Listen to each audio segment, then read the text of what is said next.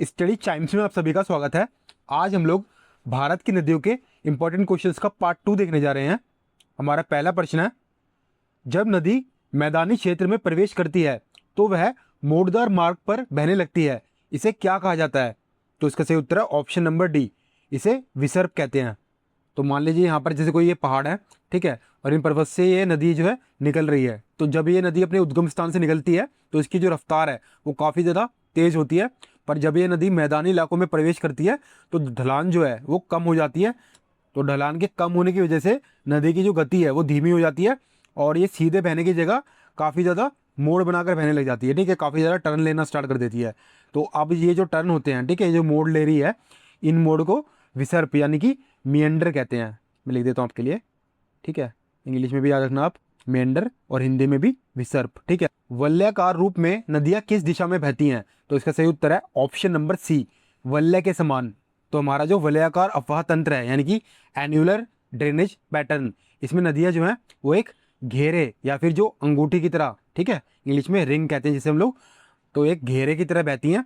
ये पैटर्न जो होता है ये अक्सर गुंबदकार पहाड़ों के चारों ओर विकसित होता है, जहाँ नदियाँ जो है वो पहाड़ों के चारों ओर एक गोलाकार मार्ग अपना लेती है, ठीक है।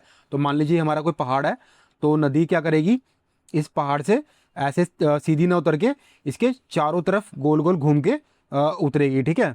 इसको हम लोग दूसरे डायग्राम से भी देखते हैं। जैसे मान लीजिए पहाड़ था, इसको हम ऊपर की व्यू से देख रहे हैं, तो नदियाँ क्या करेंगी, ये इसको चारों तरफ से यहाँ से पानी निकलेगा हमारा, और ये क्या करेगी, ढलान से उतरेंगी। तो इसमें क्या होता है हमारा, तो ये जो पहाड़ हमारा होता है, ठीक है, ये काफ़ी पुराना पहाड़ होता है। इसमें एक जो ऊपर की लेयर होती है वो हार्ड होती है, ठीक है, मजबूत होती है, और दूसरी जो लेयर होती है वो सॉफ्ट होती है, ठीक है, यानी कि नरम चट्टान होती है। तो ये पानी क्या करता है, ये सॉफ्ट जो रॉक होती है यानी कि नरम चट्टान है, उसको काटता है, उसके नीचे फिर हार्ड चट्टान होती है, उसको नहीं काटता, फिर उसके नीचे सॉफ्ट होती है। तो इसी हिसाब से क्या करता है, ये एक वलय यानी कि रिंग का शेप ले लेता है। तो नदी जो है हमारी वो रिंग की फॉर्म में पहाड़ से नीचे उतरती है। काली एवं तीस्ता नदियों के बीच हिमालय का कौन सा प्रादेशिक विभाग स्थित है? तो इसका सही उत्तर है option number B, Nepal Himalaya. Nepal Himalaya का जो क्षेत्र है ये काली नदी से लेकर जो तीस्ता नदी है, ठीक है, 800 किलोमीटर की दूरी में फैला हुआ है, ठीक है, कितने, 800 किलोमीटर की डिस्टेंस में फैला हुआ है। और इसका जो ज़्यादातर हिस्सा है वो नेपाल के अंदर में स्थित है, ठीक है। कहाँ पर स्थित है, नेपाल के अंदर, इसलिए इसे जो है नेपाल हिमालय का नाम दिया गया है। इसके अलावा जो पंजाब हिमालय है ये सिंधु नदी और सतलज नदी के बीच का क्षेत्र है, इसे जो है कश्मीर और हिमाचल हिमालय के नाम से भी जाना जाता है। हमारा जो कुमाऊं हिमालय है ये सतलुज नदी और काली नदी के बीच स्थित है। और जो असम हिमालय है ये तीस्ता नदी से लेकर ब्रह्मपुत्र नदी यानी कि जो दिहांग रिवर है, ठीक है, उस तक फैला हुआ पर्वतीय भाग है। सर सिडनी बुराड़ जो थे, इन्होंने हिमालय को वेस्ट से ईस्ट की ओर इन 4 प्रमुख नदी घाटियों के आधार पर विभाजित किया था। हिमालय में ब्रह्मपुत्र नदी का उदाहरण है, तो इसका सही उत्तर हमारा ऑप्शन नंबर बी, पूर्ववर्ती अपवाह का। इसे हम लोग इंग्लिश के अंदर में एंसीडेंट ड्रेनेज के नाम से जानते हैं। तो पूर्ववर्ती अपवाह में क्या होता है, जैसे मान लीजिए हमारी कोई नदी है, ठीक है, वो क्या करती है, वो बह रही है, ठीक है, अब इसके रास्ते में क्या हुआ, कोई पहाड़ आ गया, ठीक है, जैसे हिमालय क्या है वो बाद में बना था, तो ये उठ गया था, तो नदी ने क्या किया, अपना रास्ता नहीं चेंज करा, बल्कि इस पहाड़ को काटते काटते एक काफ़ी ज़्यादा डीप जो घाटी है वो बना दी। इसको मैं आपको एक तरीके से और समझाता हूँ। तो ये हमारी मान लीजिए नदी बह रही थी, ठीक है, अब क्या हुआ, इसके रास्ते में कोई पहाड़ है वो बनना स्टार्ट हो गया। अब इसने क्या किया, ये मुड़ के दूसरे रास्ते से नहीं गई, बल्कि ये उसी रास्ते से चलती रही और एक पहाड़ को काट काट कर गहरी घाटियाँ, जिसे हम लोग गॉर्ज भी कहते हैं, ठीक है, क्या कहते हैं हिंदी में, गॉर्ज, ठीक है, हिंदी इंग्लिश दोनों में से हम गॉर्ज ही कहते हैं। तो काफ़ी ज़्यादा डीप जो घाटियाँ हैं इसने बनाने स्टार्ट कर दी, तो इसने अपना रास्ता नहीं रोका। तो ऐसी नदियों को हम कहते हैं पूर्ववर्ती अफवाह, यानी कि ये नदियाँ जो हैं पहले से थी और पहाड़ बनने के बाद भी इन्होंने अपना रास्ता चेंज नहीं किया।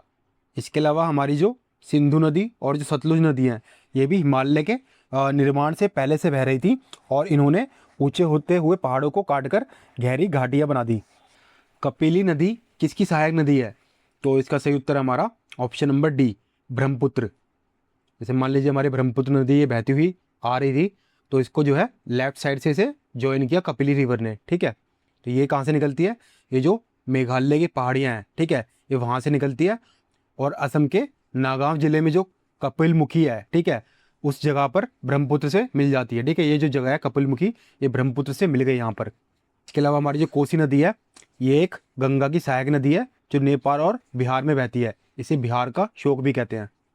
जो गंडक नदी है, ये भी गंगा की एक सहायक नदी है जो नेपाल से निकलकर बिहार के सोनपुर में गंगा से मिलती है। गंगा नदी की सहायक नदियों का पश्चिम से पूर्व की ओर सही अनुक्रम क्या है? तो इसका हम लोग देखते हैं। सबसे पहले जो हमारी यमुना नदी है, ठीक है, ये गंगा की सबसे बड़ी और सबसे ज़्यादा जो वेस्ट साइड की जो सहायक नदी है, ठीक है, उसमें आती है। तो इसमें होगा सबसे पहला हमारा यमुना। ठीक है, तो सबसे पश्चिमी सहायक नदी कौन है? वो यमुना है। ये यूपी के प्रयागराज में गंगा से मिलती है। यमुना के बाद आती है घाघरा नदी। घाघरा नदी बिहार के छपरा के पास गंगा में मिलती है। इसके बाद आती है सोन नदी। सोन नदी जो है ये दक्षिण से उत्तर की ओर बहते हुए पटना में गंगा में मिलती है। इसके बाद आती है गंडक नदी। ये नदी सोन नदी के बाद पटना के पास हाजीपुर में गंगा से जुड़ जाती है। फिर लास्ट में हमारी आती है कोसी नदी। ठीक है, इसे बिहार का शोक भी कहते हैं और ये गंडक के पूर्व में स्थित है और बिहार के पूर्णिया जिले के पास गंगा में मिल जाती है। तो हमारा ऑप्शन सही उत्तर होगा ऑप्शन नंबर बी। कौन सी नदी हिमालय की तीनों श्रेणियों को आर पार काटती है? तो इसका सही उत्तर है ऑप्शन नंबर ए, सतलुज नदी। सतलुज नदी जो है ये हिमालय की जो तीनों श्रेणियां हैं, वृहद हिमालय, लघु हिमालय और शिवालिक श्रेणी, इन तीनों को जो है काटती है आर पार। सतलज नदी तिब्बत के अंदर में जो मानसरोवर झील है उसके पास से राकस ताल से निकलती है और ये एक तरीके की पूर्ववर्ती नदी का उदाहरण है, यानी कि ये जो हिमालय है उससे पहले से बह रही है। और जब ये नदी इंडिया के अंदर एंटर करती है तो हिमाचल प्रदेश के शिपकिला जो दर्रा है, ठीक है, उसके पास में एक गहरी घाटी बनाती है और हिमालय की जो तीनों श्रेणी हैं उसको पार कर देती है। बाकी हमारी जो रावी नदी है ये हिमाचल प्रदेश के कांगड़ा जिले में रोहतांग दर्रे के पास से निकलती है और जो है धौलाधर की जो श्रेणी है उसको काटती है। और जो चिनाब नदी है ये हिमाचल का जो बारालाचला दर्रा है, ठीक है, उससे निकलती है और ये हिमाचल की जो श्रेणियों को पार तो करती है लेकिन सतलज की तरह तीनों को आर पार नहीं काटती। भारत के निम्नलिखित नदी बेसिनों में से किसकी वार्षिक जल संधि सबसे अधिक है? तो इसका सही उत्तर है ऑप्शन नंबर ए, ब्रह्मपुत्र। वैसे जो गंगा नदी है उसका बेसिन का जो जलग्रहण क्षेत्र है, यानी कि जो उसका कैचमेंट एरिया है, वो भारत में सबसे बड़ा है, लेकिन जल की मात्रा या औसत वार्षिक प्रवाह के मामले में जो ब्रह्मपुत्र है वो शीर्ष पर है। ब्रह्मपुत्र जो है ये जल की मात्रा, ठीक है, यानी कि जो वॉल्यूम है, ठीक है, ये वॉल्यूम के हिसाब से जो है भारत की सबसे बड़ी नदी है। भारी वर्षा वाले क्षेत्रों जैसे जो असम की घाटी है उससे गुजरने के कारण इसकी जो वार्षिक जो जल उपलब्धि है वो बहुत अधिक है। विश्व का वृहत्तम डेल्टा निर्मित होता है? तो इसका सही उत्तर है ऑप्शन नंबर बी, गंगा और ब्रह्मपुत्र द्वारा। जो विश्व का सबसे बड़ा डेल्टा है वो गंगा और ब्रह्मपुत्र नदियां बनाती हैं। ये डेल्टा जो है मेनली बांग्लादेश और भारत में स्थित है, ठीक है, और इसे जो है सुंदरबन डेल्टा के नाम से जाना जाता है। ये जो है लगभग 1 लाख स्क्वायर किलोमीटर के अधिक क्षेत्र में फैला हुआ है और दुनिया के सबसे उपजाऊ क्षेत्रों में से एक है। यहाँ पर जो है मैंग्रोव वन पाए जाते हैं, ठीक है, जिसे हम लोग सुंदरी के वृक्ष कहते हैं। गंगा नदी कहाँ पर नौगम में है? तो इसका सही उत्तर है ऑप्शन नंबर डी, इलाहाबाद और हल्दिया के बीच में। तो इलाहाबाद जो कि प्रयागराज और जो हल्दिया ये पश्चिम बंगाल है, तो इस जो क्षेत्र के बीच में जो गंगा नदी है, ठीक है, वो नौगम में है, यानी कि नेविगेबल है। इसे हम लोग जो है यातायात के तौर पर काम में ला सकते हैं, ठीक है। ये हमारा राष्ट्रीय जलमार्ग यानी कि नेशनल वाटरवेज एक के अंतर्गत आता है, ठीक है, जो गंगा भागीरथी हुगली नदी प्रणाली का उपयोग करके 1620 किलोमीटर तक फैला हुआ है। गंगा में दक्षिण की ओर से मिलने वाली नदी कौन सी है? तो इसका सही उत्तर है ऑप्शन नंबर सी, सोन नदी। सोन नदी जो है ये अमरकंटक के पास से निकलती है और दक्षिण में गंगा से मिलने वाली सबसे प्रमुख सहायक नदी है। ये पटना के पास सीधे गंगा में मिल जाती है। कौन सी नदी पंजाब राज्य से होकर नहीं गुजरती? तो इसको हम लोग ऑप्शन से देखते हैं। जो सतलज है ये हमारी पंजाब से होकर गुजरती है, ये बिल्कुल ठीक है। फिर रावी जो है ये भी हमारी पंजाब से होकर गुजरती है। झेलम जो है ये भी पंजाब से होकर गुजरती है। ऑप्शन नंबर डी हमारा बचा गंगा, ये हमारी पंजाब से होकर नहीं गुजरती, ये हमारा सही उत्तर होगा। इन पश्चिम वाहिनी नदियों में से कौन 2 पर्वत श्रेणियों के बीच बहती है? तो इसका सही उत्तर है ऑप्शन नंबर ए, नर्मदा। तो नर्मदा नदी जो है ये उत्तर में जो है ये विंध्याचल और जो दक्षिण में जो है ये सतपुड़ा, ठीक है। तो ये इन पर्वत श्रेणियों के बीच से एक रिफ्ट वैली से होकर बहती है, ठीक है। इस नदी को हम लोग दो पर्वतों के बीच की नदी भी कहते हैं। इसके अलावा हमारी जो श्रावती नदी है, ये कर्नाटक में बहने वाली नदी है। जो प्रसिद्ध जोग फॉल है वो इसी के ऊपर बनता है, ठीक है। अलावा हमारी जो माही नदी है, ये मध्य प्रदेश, राजस्थान और गुजरात से होकर बहती है, और जो कर्क रेखा है ना, उसको ये 2 बार काटती है, ठीक है।